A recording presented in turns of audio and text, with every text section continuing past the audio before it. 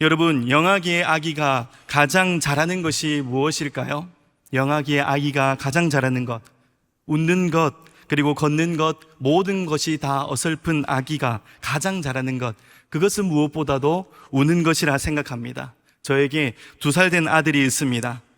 아침에 일어나선 가장 먼저 하는 것은 바로 우는 것입니다. 밥 달라고 엄마 하고 울고, 기저귀 갈아달라고 엄마 하고 웁니다. 그리고 자기가 하고 싶은 것을 못하게 하면 엄마 하고 울고, 졸리면 엄마 하고 웁니다. 쉬는 날 계속된 어린 아들의 이 울음소리를 들으면서 저는 한 동료가 생각났습니다. 파란 하늘 꿈에 드리운 푸른 언덕에 엄마 찾아음매, 아빠 찾아음매. 저는 아기 염소와 행복한 나날을 살고 있습니다.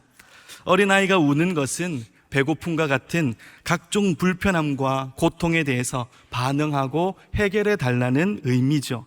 반대로 우리 어른이 되어서 가장 잘하는 것은 무엇입니까? 아니, 잘하게 된 것은 무엇입니까? 바로 아닌 척입니다. 특히 고통과 슬픔에 대해서 아닌 척, 힘들지 않은 척, 아프지 않은 척, 괜찮은 척 하는 것이죠. 모두가 아닌 척, 그리고 괜찮은 척의 전문가가 되어서 그런지 몰라도 모두 다 괜찮아 보입니다. 하지만 신방을 하거나 삶을 깊이 있게 들여다보면 하나 성한 곳이 없어요. 모두 다 아픕니다. 여러분, 왜 우리는 이렇게 괜찮은 척 하고 있습니까? 소금별이라는 시를 아십니까? 소금별, 유시화 시인의 소금별입니다. 이 시를 읽어드리면 소금별에 사는 사람들은 눈물을 흘릴 수 없지. 눈물을 흘리면 소금별이 녹기 때문. 소금별 사람들은 눈물을 감추려고 자꾸만 눈을 깜빡이지. 소금별이 더 많이 반짝이는 건 그 때문이지. 이 시대에 소금별에 사는 사람들이 눈물을 흘리면 자신이 이룬 이 소금별이 다 녹아 사라지기 때문에 슬프거나 아플 때에 그 눈물을 감추려고 계속 자꾸만 눈을 깜빡인대요. 현대를 살아가는 우리의 이 모습이 이와 같지 않은가 생각합니다. 고통이 가득한 이 세상에서 작은 손에 그 잡은 그마저도 사라질까봐 그 고통 하나하나에 일일이 반응하고 눈물 흘리기가 너무 힘들기 때문에 그냥 눈만 깜빡깜빡 거리는 우리의 모습과 매우 닮아 있습니다. 세상은 고통으로 가득합니다. 살아있다는 것이 곧 고통받는다 해도 과언이 아니죠. 태어나는 순간부터 아이들은 숨을 쉬기 위해서, 그리고 그로부터 오는 고통으로 울죠. 아이만 우나요? 산통으로 힘들었던 엄마도 마찬가지입니다. 고통은 우리 주변을 늘 배회하다가 예고 없이 밀고 들어오는 불청객입니다. 소리를 지를 만큼 아프게 하는 것도 있고, 어떤 것은 소리조차 지를 수 없는 아픔도 있습니다. 잠시 왔다 지나가는 고통이 있는가 하면 끝이 보이지 않는 고통도 있습니다. 특히 예수님을 믿는 것만으로도 받는 고난과 고통도 있죠. 여러분은 어떤 고난, 그리고 어떤 고통을 겪었으며 또 겪고 있습니까? 여러분, 하나님께 이런 질문 하신 적 없습니까? 하나님, 왜 이렇게 우리의 삶에는 고통이 가득합니까? 하나님만 믿으면 다 잘되고 좋은 줄 알았는데 왜 아픔과 고난은 사라지지 않습니까? 이런 저의 질문에 하나님은 오늘 본문 앞선 4절에서 6절까지의 말씀에서 알려주셨는데요. 우리 함께 4절에서 6절 말씀 읽겠습니다. 시작합니다. 용이 해산하려는 여자 앞에서 그가 해산하면 그 아이를 삼키고자 하더니 여자가 아들을 낳으니 이는 장차 철장으로 만국을 다스릴 남자라. 그 아이를 하나님 앞과 그 보좌 앞으로 올려가더라. 그 여자가 광야로 도망하매 거기서 1260일 동안 그를 양육하기 위하여 하나님께서 예비하신 곳이 있더라. 아멘. 여기서 요한계시록 12장에 등장하는 이 여자는 교회를 상징합니다. 용은 사단이고요, 아이는 예수님을 상징합니다. 용은 여자가 아이를 낳으면 그 아이를 잡아먹으려고 했으나 실패하죠. 대신 그 아이를 낳은 여자를 핍박하기 시작합니다. 그럼 여자가 어디로 달아났다라고 말씀하고 있습니까? 어디로 달아났다라고 하고 있죠? 맞습니다. 바로 광야입니다. 그럼 왜 여자는 광야로 도망쳤습니까?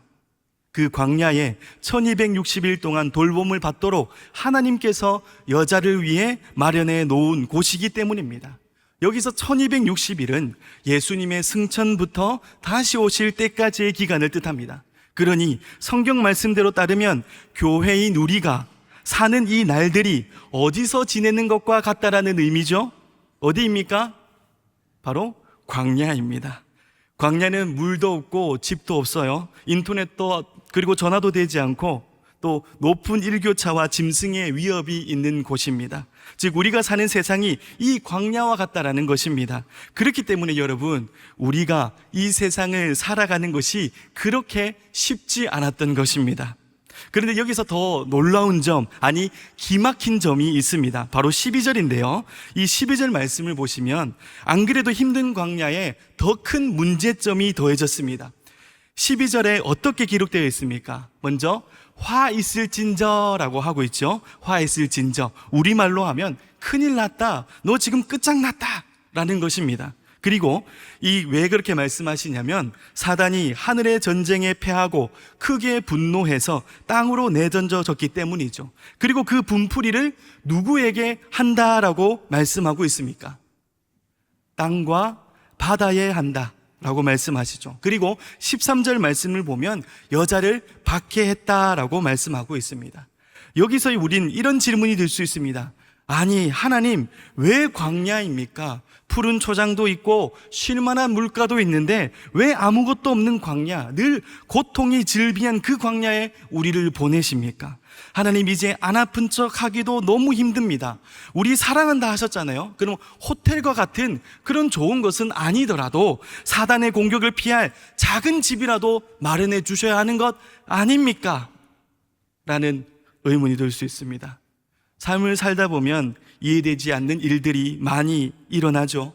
열심히 기도하고 신앙생활하고 누구보다도 앞장서서 헌신했는데 고통은 그대로이고 오히려 그냥 눈물밖에 흘릴 수 없는 상황, 가슴이 탁 막혀서 그냥 기도도 되지 않는, 아무것도 못하는 상황이, 그리고 그 고통과 아픔이 우리의 삶 가운데에 얼마나 많습니까?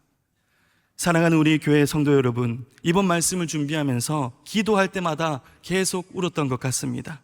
저에게도 이해되지 않는 아픔들, 그리고 성도님들의 아픔들이 생각나면서 계속 눈물이 났습니다. 그리고 눈물 흘리면서 하나 나왔던 탄식은 하나님, 나 아파요. 하나님, 나 아파요 였습니다. 하나님은 왜 사단이 핍박하려고 덤벼드는 이 광야에 우리를 두시는 걸까요? 하나님께서 우리를 미워해서 두시는 걸까요? 혼나봐라 하시는 걸까요? 아니죠.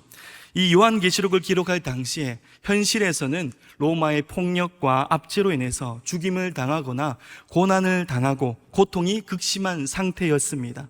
고통과 고난 속에서 탄식하는 교회를 위해 주신 말씀이 바로 이 요한계시록 말씀입니다. 하나님은 이 말씀을 통해서 교회가 현실에 함몰되지 않고 지금의 고난을 이기고 승리하기를 원하셨습니다.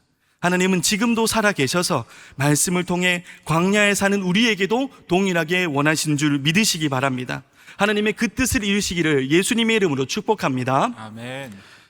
그러면 오늘 이 말씀을 통해서 또 우리가 볼 것은 무엇보다도 오늘 본문에서 하나님은 이 고통이 가득한 광야에서 그저 고통만 참고 인내하는 것을 넘어서 더 큰 계획을 우리들에게 보여주고 계십니다. 광야와 같은 세상에서 우리를 두신 하나님의 그 계획은 무엇일까요? 첫 번째, 우리를 변화 성장케 하십니다. 우리 6절 말씀인데요, 우리 계시록 12장 6절 말씀 함께 읽겠습니다. 시작. 그 여자가 광야로 도망하매 거기서 1260일 동안 그를 양육하기 위하여 하나님께서 예비하신 곳이 있더라. 아멘. 아이가 하늘로 올라가자 여자는 용과 함께 남습니다. 이때 여자는 용을 피해 광야로 도망하죠. 서두에서 말씀드렸듯이 6절에 등장하는 여인은 교회를 의미합니다. 교회가 용을 피해 광야로 도망갔습니다. 그런데 놀라운 변화가 일어나죠. 바로 14절에서 여자에게 일어납니다. 우리 14절 말씀도 함께 읽겠습니다. 시작. 그 여자가 큰 독수리의 두 날개를 받아 광야 자기 낮은 곳으로 날아가 거기서 그 뱀의 낯을 피하여 한때와 두때와 반때를 양육받으매. 아멘. 6절에서 용을 피해 비참한 모습으로 도망갔던 여인 교회가 14절 말씀에서 어떻게 변화되었습니까? 무엇이 생겼다라고 말씀하시죠? 바로 큰 독수리의 두 날개가 생겨서 우아하게 날아갔다라고 합니다. 여러분, 원래 이 큰 독수리의 날개는 누구의 것으로 많이 표현되신 줄 아십니까? 바로 하나님의 날개이죠. 주로 하나님의 보호하심과 그 인도하심을 나타낼 때에 독수리 날개라고 표현하였습니다.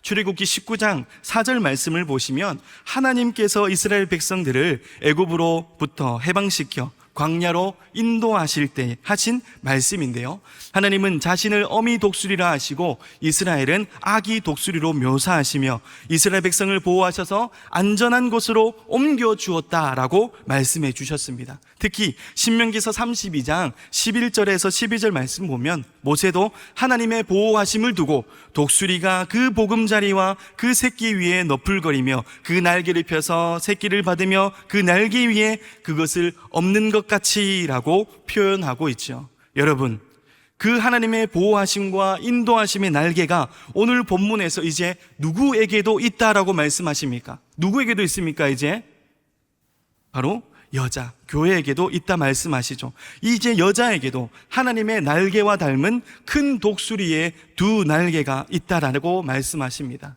하나님은 우리가 이렇게 큰 독수리의 날개로 사단을 피해 날아오르기를 원하시는 줄 믿으시기 바랍니다. 그렇다면 여자가 6절의 모습과 달리 14절에서 큰 독수리의 날개를 받아 하늘을 날 수 있도록 변화, 성장한 곳은 그럼 어디입니까? 어디이죠? 광야이죠. 의아해할 수 있습니다. 광야는 이렇게 척박한 곳인데 어떻게 성장할 수 있습니까? 라는 생각이 들 수 있어요. 그런데 6절 말씀을 보면 광야에 무엇이 있다라고 말씀하시죠? 무엇이 있습니까?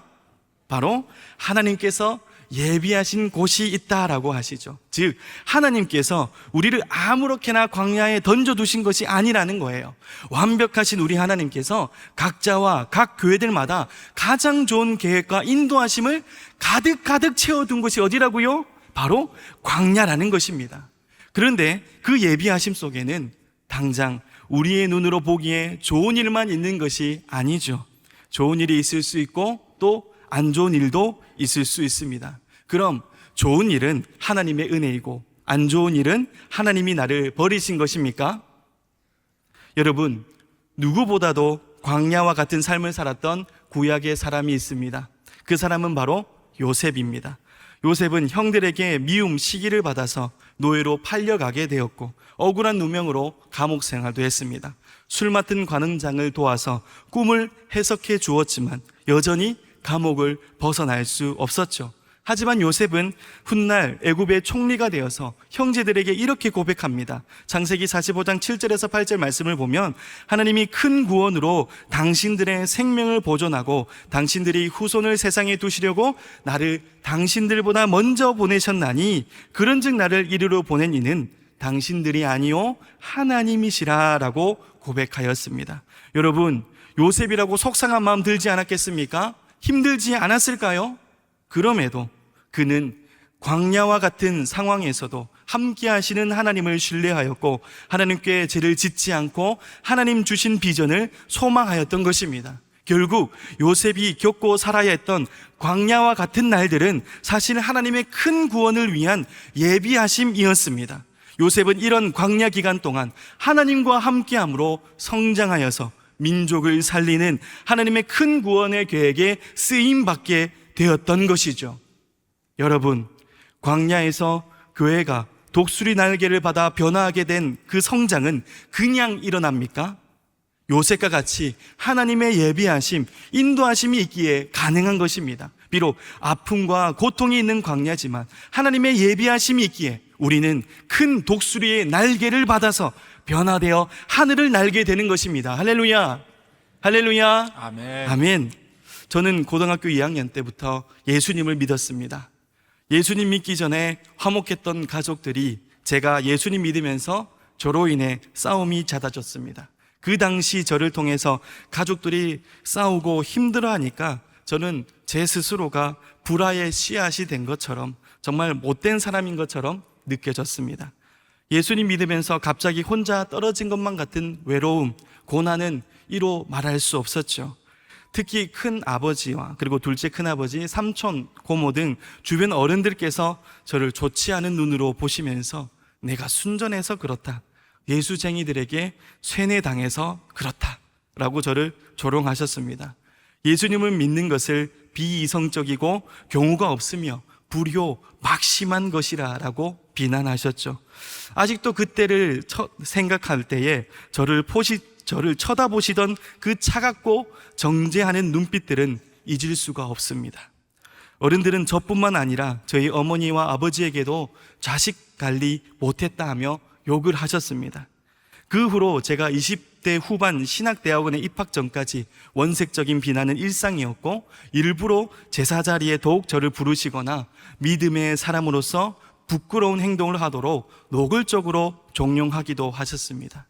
그러나 이런 광야와 같은 상황에서 하나님은 저를 더 붙들어 주시고 흔들리지 않는 확신과 위로를 많이 주셨습니다. 홀로 방에서 기도할 때마다 하나님은 넘치는 은혜를 저에게 부어주셨습니다. 그래서 감사로 눈물을 흘리게 하셨고, 세상이 줄 수 없는 가장 큰 기쁨으로 혼자서도 찬양을 하도록 하셨죠. 특히 저를 외면하고 비난하는 어른들과 가족들을 미워하는 마음보다도 하나님 저들을 불쌍히 여겨달라 기도케 하셨습니다. 저를 구원하셨듯이 믿지 않는 가족들의 영혼을 위해 구원해달라고 눈물로 간구하는 사랑의 마음을 저에게 더 부어주셨어요. 하나님은 광야와 같은 시간을 통해서 저를 더 하나님만 붙들게 하셨습니다. 특히 한 영혼을 소중히 여기고 사랑하는 사람이 되도록 만들어 주셨습니다. 여러분, 광야에 힘든 일이 있다고 너무 속상해하지 마십시오. 마음 어려워하지 마시고 낙심하지 마세요. 오히려 하나님께서 지금의 고난을 통해서 우리를 더욱 성장케 하시고 더 놀라운 일들로 인도해 가실 것입니다. 제가 이렇게 자부할 수 있는 이유는 지금까지 하나님은 저를 항상 선하게 인도하셨고 사랑으로 역사하셨기 때문입니다. 조나단 에드워즈는 이렇게 말했습니다. 하나님은 성도를 풍성한 삶으로 인도하시기 전에 광야로 내몰아 가신다. 그곳에서 영적 빈곤과 헐벗은, 무력함과 비참함, 공고함과 어두움을 발견하게 하고 자신 안에 은폐된 죄성을 직면하게 하신다. 사랑하는 여러분, 우리가 살다 보면 광야 같은 현실 앞에 서기도 하고 자신을 떨기나무처럼 초라하게 느낄 때도 있습니다. 그러나 우리 하나님은 큰 나무가 되지 못했다고, 또 빨리 자라지 않는다고 우리를 책망하시는 분이 아닙니다. 오히려 우리의 연약함을 아시고 우리의 날개가 언젠가 커질 때까지 끝까지 함께 하십니다. 우리가 생각지 못한 가장 좋은 방법으로 우리의 삶을 예비하시고 채우시고 세워주시는 분이 바로 우리의 하나님이십니다. 광야에서도 사랑으로 인도하셔서 전보다 더 큰 소망과 믿음으로 되살아나게 하시는 우리의 하나님이시죠. 비록 어려운 일들이 닥쳐오고 고통과 슬픔이 나를 찾아와도 하나님의 그 예배하심을 신뢰하십시오. 고난, 광야를 자양분 삼아서 변화, 성장하셔서 하나님을 닮은 큰 독수리의 그 날개로 하늘을 나르시는 저와 여러분들 다 되시기를 예수님의 이름으로 축복합니다. 아멘. 두 번째로 승리에 동참케 하십니다. 우리 14절 말씀인데요, 우리 14절 말씀 함께 읽겠습니다. 시작. 그 여자가 큰 독수리의 두 날개를 받아 광야 자기 곳으로 날아가 거기서 그 뱀의 낯을 피하여 한 때와 두 때와 반 때를 양육받으매. 아멘. 여자가 독수리의 두 날개를 가지고 광야로 날아갔고 이를 공격하죠. 그런데 15절 말씀을 보면 여자의 뒤에 무엇이 행동합니까? 무엇이 행동하죠? 근데 원래 앞선 말씀에서 이 사단은 무엇으로 표현되어 있습니까? 용이죠, 용. 그런데 14절과 15절 말씀을 보면 왜 용 대신 뱀이라고 기록했을까요? 이것은 앞선 말씀 9절에서 옛뱀이라고 언급하고 있어서 새로운 것은 아닙니다. 그러나 문제는 왜 이 시점에서 여자를 공격하는 주체로 용이 아니라 뱀으로 표현하고 있느냐인 거죠. 왜 그럴까요? 여러분, 여기서 옛뱀은 어디에 등장했던 뱀을 말할까요? 여자가 등장하고 뱀이 등장하는 곳 어디입니까? 맞습니다. 네, 창세기서에 등장하죠. 창세기에 하와와 뱀을 영상케 합니다. 그럼 여러분, 창세기에서 여인은 뱀의 유혹에 넘어갔습니까? 아니면 넘어가지 않고 이겼습니까? 맞습니다. 창세기의 여자 하와는 뱀, 사단의 유혹에 넘어가서 선악과를 먹었습니다. 사단에게 패배했죠. 그런데 오늘 본문에서 등장하는 여자는 사단에게 어떻게 행동하고 있습니까? 어떻게 행동하고 있습니까? 뱀의 영향권이 닿지 않도록 날아서 그 뱀의 낯을 피했던 것입니다. 원문으로 보면 뱀에게서 멀리 떨어져서라고 해석할 수 있어요. 여인은 이제 사단에게 패배하는 존재가 아니라는 겁니다. 특히 사단은 15절과 같이 여자의 뒤에서 물을 강같이 토해내 여자를 수장시키려고 시도합니다. 꼭 사단은 이렇게 야비하고 강교하게 우리의 뒤에서 공격합니다. 이때 무엇이 여자를 돕습니까? 네, 바로 땅입니다. 땅이 입을 벌려 용이 토해낸 물을 마셔버림으로써 이 사단의 시도가 실패로 돌아가게 되죠. 여자는 사단에게 승리하게 되었습니다. 에덴에서 여자는 사단에게 패배했지만 광야에서 여자, 교회는 사단에게 이겼습니다. 할렐루야. 아멘. 여러분, 특히 우리가 본문에서 생각할 점이 있습니다. 14절의 여인이 두 날개를 받아서 사단에게 멀리 떨어져 패배하지 않았던 것은 어떤 일이 있은 후였습니까? 어떤 일이 있은 후였죠? 바로 용이 하늘의 전쟁에서 패배한 후였습니다. 그럼 이 전쟁에서 하늘의 군대 미카엘이 용 사단에게 승리할 수 있었던 비결은 무엇이었을까요? 미카엘의 능력이 뛰어나서입니까? 아니죠. 5절에 보면 장차 쇠막대기로 모든 민족을 다스릴 목자가 될 그 아이가 하나님께로 올라갔기 때문이죠. 이는 바로 예수님께서 하나님의 말씀에 십자가에 죽기까지 순종하시고 승리하셨기 때문에 하늘의 승리가 이루어진 것입니다.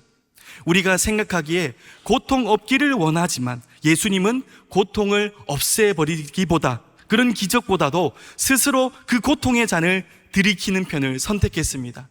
예수님은 무통이 아니라 고통의 극한에 다가가심으로써 생명의 길을 여셨고 승리하셨습니다. 할렐루야. 아멘. 그러므로 본문의 광야에서 교회가 사단에게 승리한 것은 예수님께서 십자가에 죽으셨기 때문인 줄 믿으십니까? 믿으십니까? 아멘. 아멘. 예수님의 승리하심으로 그 십자가의 능력을 힘입어 광야에서의 여자, 현재를 사는 우리는 사단에게 승리하는 자가 되는 것입니다. 그럼 여러분, 이 광야는 패배하는 곳입니까? 아니면 승리할 수밖에 없는 곳입니까? 맞습니다. 예수님 덕분에 이제 광야는, 이 세상은 승리의 장이 되었습니다. 요한복음 16장 33절 말씀에 예수님께서 말씀하시죠. 이것을 너에게 이르는 것은 너희로 내 안에 평안을 누리게 하려 함이라. 세상에서는 너희가 환난을 당하나 담대하라. 내가 세상을 이기었노라. 할렐루야. 아멘. 여러분, 저는 가족들과 마트, 장 보는 것을 참 좋아합니다. 저의 첫째 딸은 마트를 가면 저와 함께 가장 즐거워하는 곳이 있습니다. 어디일까요? 네, 바로 시식 코너입니다. 저의 딸은 와, 이렇게 환상적인 곳이 하면서 막 웃어요. 그리고 하나하나 맛봅니다. 저의 딸에게 시식 코너, 그리고 저에게 이 시식 코너가 환상적인 곳인 이유는 무엇입니까? 미리 맛볼 수 있기 때문입니다. 이와 같이 광야, 이 세상은 승리 코너입니다. 예수님의 승리하심을 하늘나라에 가서 온전히 누리기 전에 미리 맛보는 곳이 이 광야이기 때문이죠. 여러분, 왜 그렇습니까? 하느님 나라와 영혼군을 위해서 고난받고 상처받았던 것, 그리고 외면받았던 것, 지금 우리보다도 누가 이 땅에서 먼저 받으셨죠? 바로 예수님이시죠. 그리고 여러분, 예수님의 이름으로 받는 고난과 고통은 영원히 받습니까? 아니면 이 땅에서만 받습니까? 이 땅에서만 받습니다. 이 세상은 끝이 있고 그 끝에 하나님의 심판이 있습니다. 믿는 자는 영원한 천국에, 믿지 않는 자는 영원한 지옥에 간 것입니다. 아프고 힘든 광야이지만 승리하신 예수님 그 안에서 이 광야는 아주 값진 곳입니다. 믿으십니까? 예수님의 입장에서 생각해 보세요. 마지막 날 심판주로 오셔서 자신과 똑같은 상처와 흉터를 가지고 있는 그의 백성들을 보면 그냥 두시겠어요? 눈물 흘리시겠죠? 감동받으시겠죠? 우리도 그렇습니다.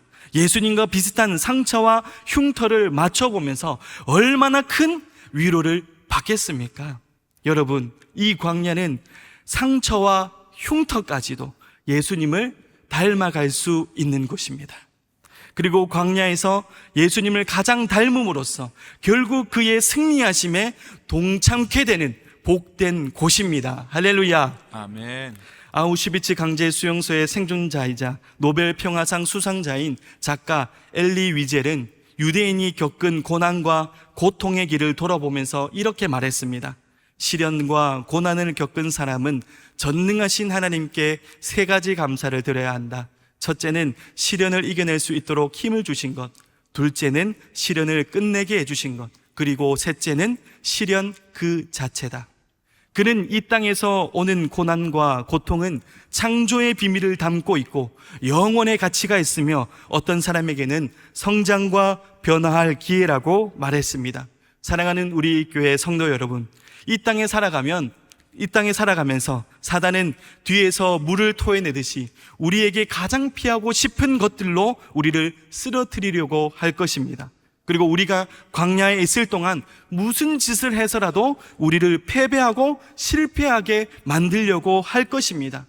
우린 때론 연약해서 넘어질 수도 있겠죠? 저만 그렇습니까? 그로부터 오는 패배감과 죄송함도 있을 수 있습니다. 그러나 우리가 삶에서 느끼는 고통과 좌절의 순간 가슴 깊이 그 탄식할 때에도 우리 주님은 깊은 침묵에서 다가와 주시고 나의 고통보다도 더욱 깊고 큰 고통 속 그 십자가에서 나를 만나 주십니다.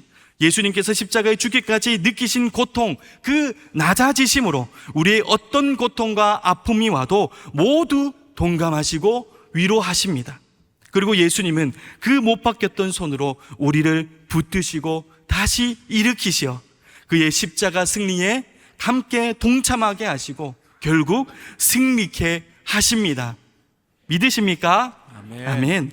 우리 광야와 같은 삶에서 찾아오는 고통과 고난을 통해 승리하기를 원하시는 하나님의 마음을 알아서 믿음으로 승리하시는 저와 여러분들 다 되시기를 예수님 이름으로 축복합니다. 아멘. 결론입니다. 프랑스 유명 패션 잡지 편집장인 장 도미니크 보비는 성공한 남성의 표본으로 남부럽지 않은 인생을 즐겼습니다. 43세 저명한 저널리스트로 활동하면서 화목한 가정과 화려한 인맥을 가졌습니다. 그러나 1995년 갑작스레 뇌졸중으로 쓰러진 뒤부터 전신을 움직일 수 없게 됐습니다. 그에게 남은 희망의 끈이라고는 유일하게 움직일 수 있었던 왼쪽 눈꺼풀 뿐이었습니다.